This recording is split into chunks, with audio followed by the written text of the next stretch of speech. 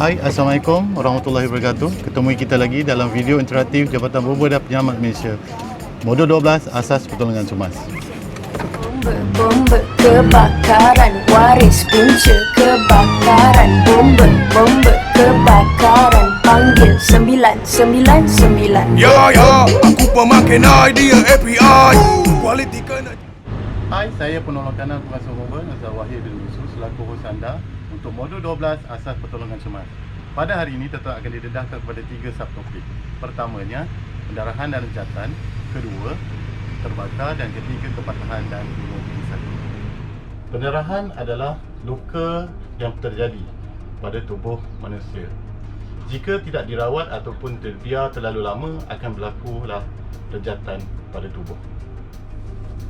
Oh ya, apa yang dimaksudkan dengan rejatan?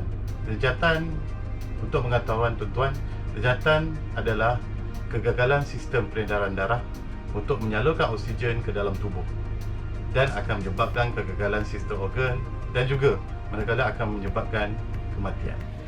Untuk pemahaman tuan-tuan, luka ni adalah cederaan pada kulit ataupun pada organ. Luka juga kita boleh definisikan atau kita bahagikan kepada contohnya luka terhiris, luka tercalar ataupun lebam dan juga anggota yang terputus. Untuk pembelajaran yang lanjut mengenai subtopik pertama, pendarahan dan rejatan, kita saksikan video seterusnya.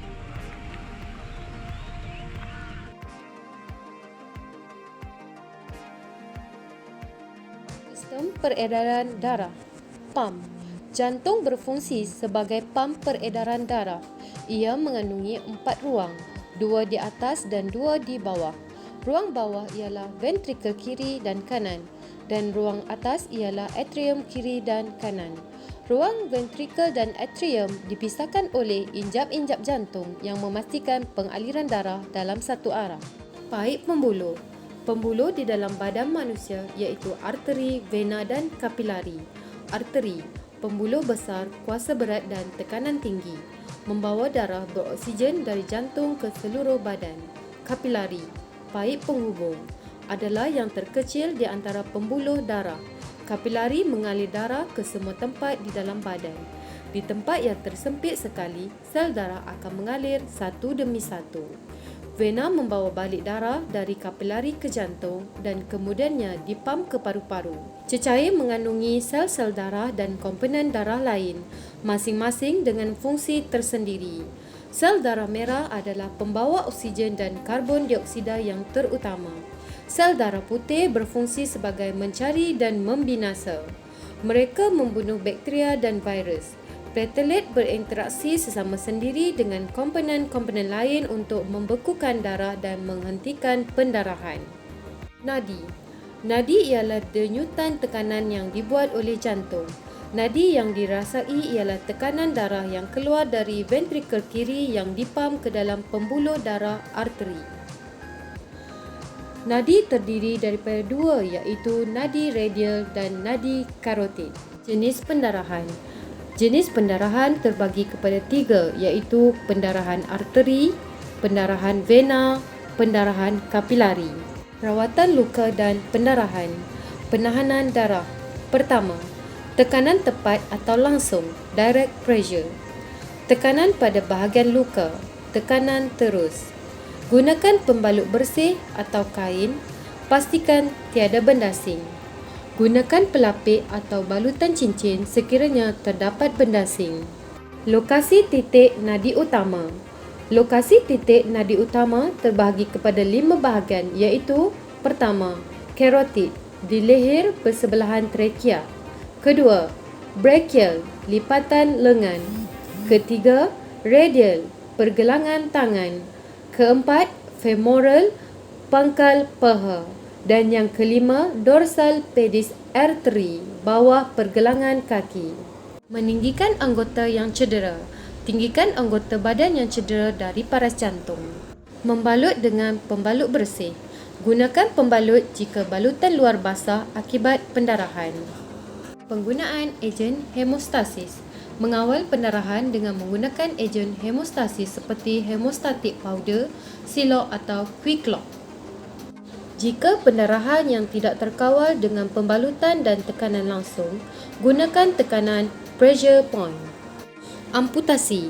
Sekiranya amputasi iaitu terputus berlaku pada salah satu anggota badan mangsa, kawal pendarahan jika berlaku pada bahagian yang terputus.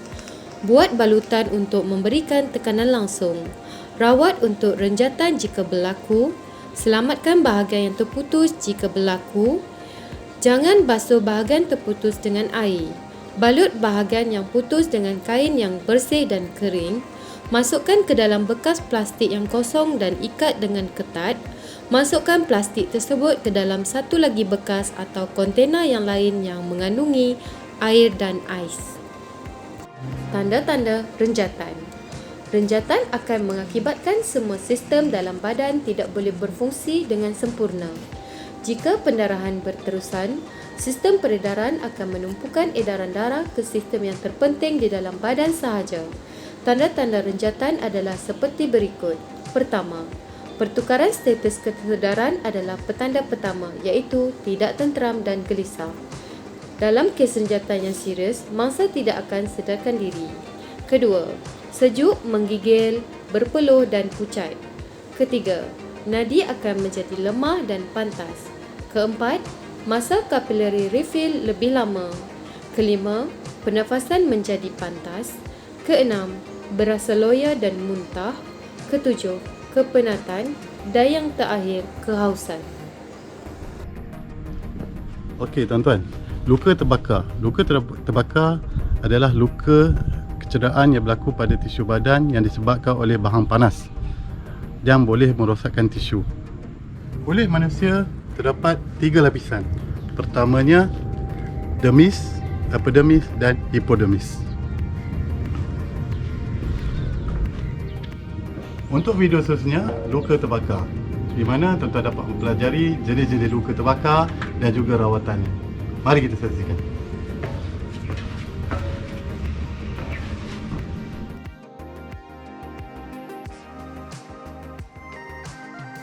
Lecur. Luka lecur adalah disebabkan oleh tindak balas haba terhadap kulit. Kebiasaannya berlaku akibat kebakaran. Selain itu, lecur juga boleh berlaku akibat terkena kesan bahan kimia atau arus elektrik. Tahap lecur. Pertama, luka lecur tahap pertama, first degree burn. Kedua, luka lecur tahap kedua, second degree burn. Dan yang ketiga, luka lecur tahap ketiga, third degree burn. Ketenatan mangsa lecur bergantung kepada lecur yang mengakibatkan kecederaan inhalasi di saluran pernafasan, inhalation injury. Luas permukaan yang melecur. Tempat yang melecur iaitu muka atau alat sulit. Tahap lecur. Umur dan keadaan fizikal dan kesihatan mangsa. Rawatan luka lecur akibat kebakaran. Pertama, alihkan mangsa dari punca kebakaran ke tempat yang selamat. Kedua, membantu mangsa membuka saluran pernafasan sekiranya mangsa susah untuk bernafas akibat kecederaan inhalasi iaitu inhalation injury. Ketiga, memberikan oksigen. Keempat, memeriksa luka lecur dan tahap lecur mangsa. Kelima, sejukkan luka lecur. Keenam, sekiranya terdapat air, alihkan kuantiti air yang banyak pada bahagian yang terbakar. Ketujuh, sekiranya terdapat gel hydro cooling agent, bolehlah diaplikasikan kepada bahagian yang melecur. Ke-8, jangan menggunakan air atau ais berais kerana boleh menyebabkan mangsa kehilangan haba dari badan. Ke-9, tutup luka lecur dengan pembalut kering atau steril. Ke-10, segera membawa mangsa ke hospital. Rawatan luka lecur akibat bahan kimia. Tujuan utama ialah untuk membersihkan bahan kimia yang mungkin melekat pada mangsa secepat yang mungkin. Pertama, bersihkan bahan kimia yang terdapat pada kulit di bawah aliran air yang banyak sekurang-kurangnya 10 sehingga 20 minit atau sehingga bahan kimia tersebut telah hilang dari pakaian mangsa. Kedua, setelah semua bahan kimia itu hilang, bukakan pakaian yang terkena bahan tersebut dan siram lagi anggota yang terlibat dengan air. Ketiga, Tanggalkan semua barang-barang perhiasan dan pakaian yang mungkin terdedah pada bahan kimia. Keempat, keringkan kawasan yang terlibat dengan pembalut yang steril atau tuala yang bersih pada luka. Elak daripada menggosok terlalu kuat. Kelima, segera bawa ke hospital. Rawatan luka lecur akibat renjatan elektrik. Luka lecur akibat renjatan elektrik mungkin tidak kelihatan serius, tetapi ia boleh membawa maut. Seseorang yang terkena renjatan elektrik perlu segera dibawa mendapatkan rawatan di hospital bagi memastikan tiada komplikasi yang timbul. Lecur yang perlu segera dibawa ke hospital dan mendapatkan medical direction daripada MECC. Pertama, luka bakar yang mengakibatkan kesukaran bernafas. Kedua, kebakaran yang melibatkan lebih daripada satu bahagian badan. Ketiga, luka lecur pada kepala, leher, tangan, kaki atau kemaluan. Keempat, luka lecur pada kanak-kanak atau warga emas. Dan kelima, luka lecur akibat bahan kimia letupan atau elektrik.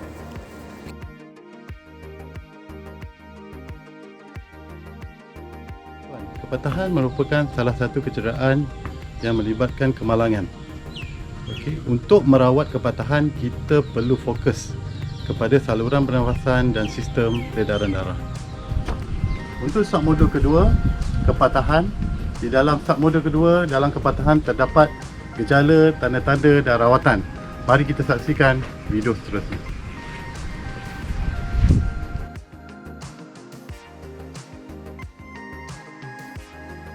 Definisi kepatahan: terputusnya kesinambungan struktur kepatahan.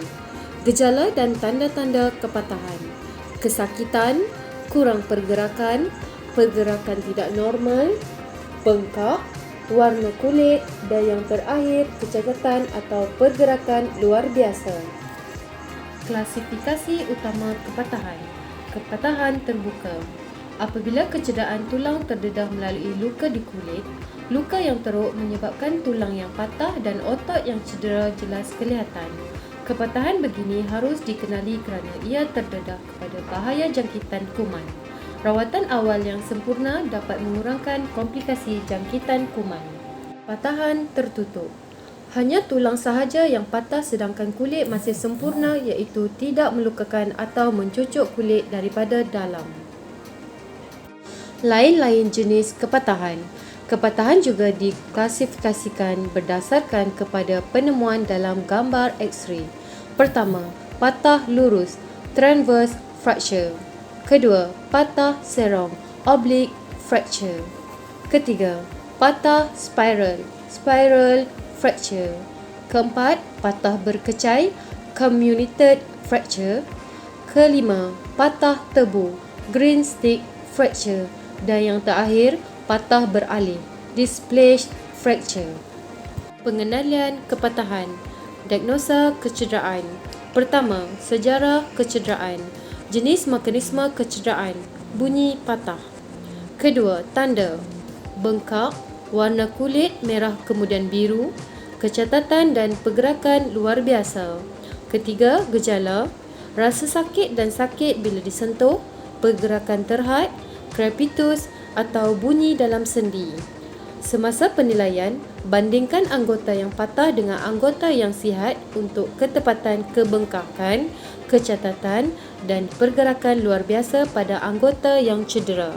Pengawalan pendarahan dengan balutan tekanan steril. Kawalan pendarahan luar pada kepatahan terbuka dengan balutan tekanan steril, manakala jika tulang terkeluar, jangan lakukan balutan tekanan kerana ia boleh menyebabkan lebih kerosakan tisu dalaman serta menggalakkan infeksi. Imobilisasi. Tujuannya ialah untuk mengawal pergerakan hujung anggota yang patah, mengurangkan kesakitan dan mengelakkan kecederaan bertambah teruk dan mengelakkan berlakunya komplikasi. Sebelum memasang sebarang splint, cuba beri tarikan bahagian yang terlibat supaya dua penghujung tulang yang patah dapat dibetulkan dan alignment atau kedudukan tulang dikekalkan. Peralatan untuk mengawal pergerakan, splinting. Ada beberapa jenis splint, iaitu splint natural. Ia melekatkan anggota yang cedera ke badan atau ke anggota yang tidak cedera. Ia boleh dilakukan dengan menggunakan kain balutan 3 segi, triangular bandage. Fiksasi dengan splint. Splint pelapis berbalut, paddleboard splint. Papan kayu berbalut dengan kain boleh digunakan untuk mengandukan anggota dengan menggunakan triangular bandage atau kain. Splint traction splint. Splint ini menggunakan prinsip splint bersama tarikan bagi membolehkan hujung tulang yang patah ditarik. Ia sesuai digunakan bagi kepatahan tulang peha, femur. Periksa nadi. Picit hujung jari anggota yang cedera. Selepas picit, kulit yang pucat patut kelihatan merah semula dalam jangka masa kurang dari 2 saat. Jika selepas 2 saat kulit masih pucat, aliran darah ke anggota cedera telah terhalang dan anggota yang cedera tidak mendapatkan aliran darah yang sempurna. Okey, bagi pesakit yang memerlukan rawatan imobilisasi, pesakit ini biasanya menyebabkan kecederaan yang trauma, kemalangan jalan raya. Jadi, rawatan imobilisasi ini penting, okey, untuk kita menstabilkan leher dan juga tulang belakang. Untuk video seterusnya, mari kita saksikan imobilisasi.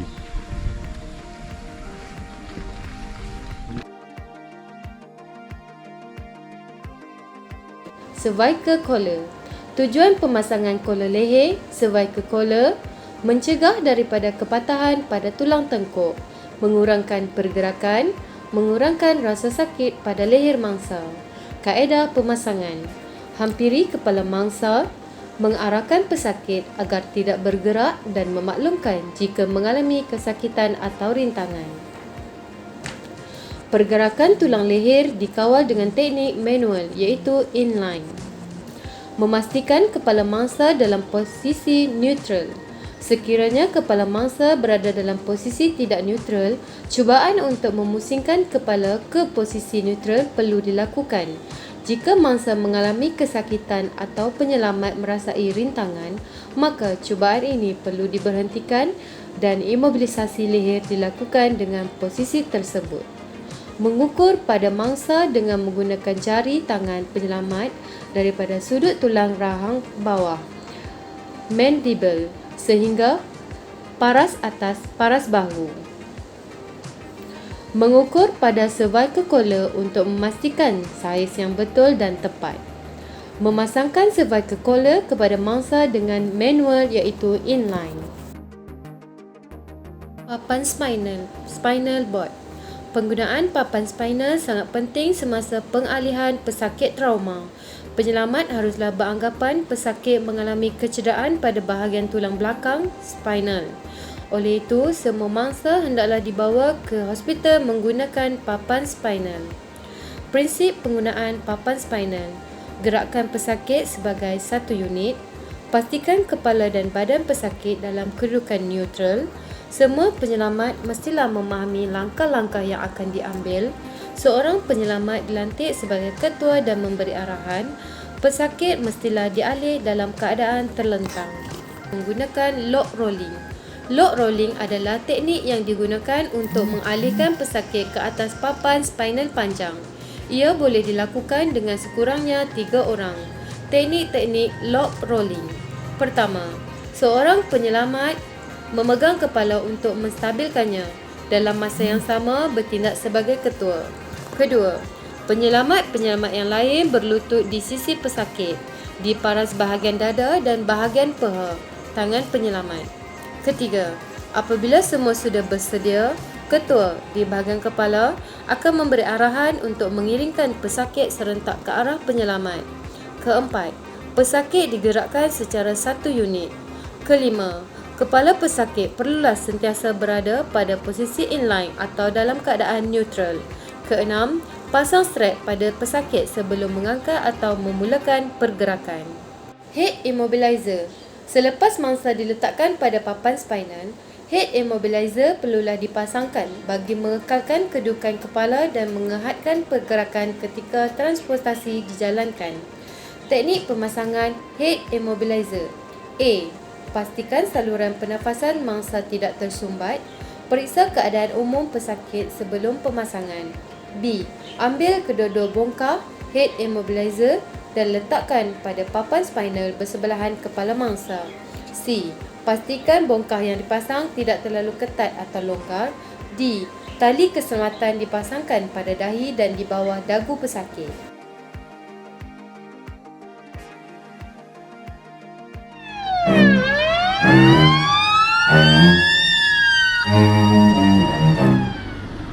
Okey tuan-tuan, itu sahaja untuk video interaktif pada kali ini, iaitu modul 12 asas pertolongan cemas. Di dalam modul 12 ini terkandung 3 submodul. Submodul pertama pendarahan dan renjatan, submodul kedua kepatahan dan submodul ketiga terbakar.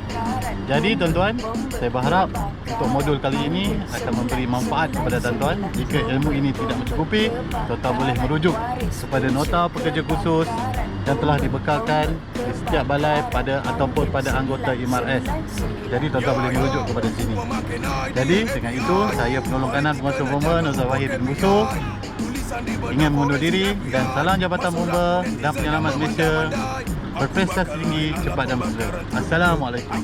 Bomba kebakaran, waris punca kebakaran. Bomba kebakaran, panggil 999. Bomba kebakaran, waris punca kebakaran. Bomba kebakaran, panggil 999. 999 panggil 999. Waris Enan buat lagi bakal line. 999 panggil 999. Rapper memang kerja dia bakal line. 999 panggil 999. Waris Enan buat lagi bakal line. 999 panggil 999. Rapper memang kerja dia bakal line. Rakyat macam Molotov, pukul rata Holocaust, penganut ajaran lama teknik reku ortodoks.